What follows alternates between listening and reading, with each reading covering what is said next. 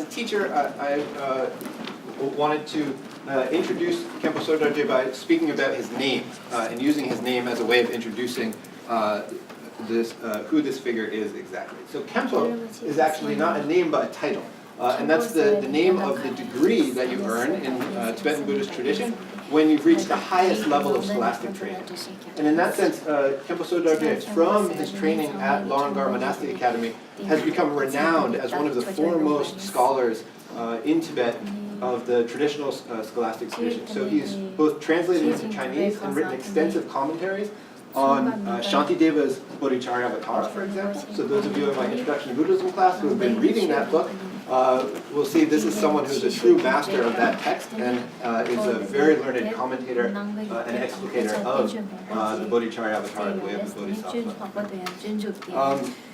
He's also written on many other topics of Buddhist monastic tradition. So those of you in my Tibetan Buddhism class who've been studying the history of Larangar Monastic Institution and Khenpo's teacher, Khenpo Jikpun, know that as an institution, it was really based on this idea of purifying conduct and really embodying those qualities of virtue.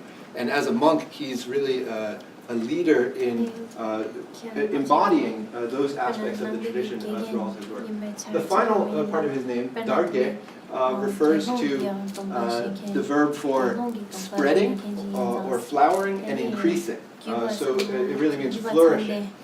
And in that sense, he's perhaps been responsible for the flourishing of the Buddhist teachings to a degree unimaginable in a previous age, through his widespread teaching and use of many different technologies, including social media. So many of you maybe are familiar with Weibo, which is the sort of Chinese equivalent of Twitter, for example. And Khenpo Rinpoche has over 2 million followers on Weibo in China. So that's pretty similar to the number of followers that Jay-Z has on Twitter, just to give you a sense of what his role is in China. The numbers are quite similar. So he's a very, very prominent figure there, and it's extraordinary great fortune for us to have someone who's responsible for spreading the teachings of Buddha in such a vast way, and who also embodies the virtues, the merit of the tradition, and is a Khenpo who's really learned in all of those aspects. So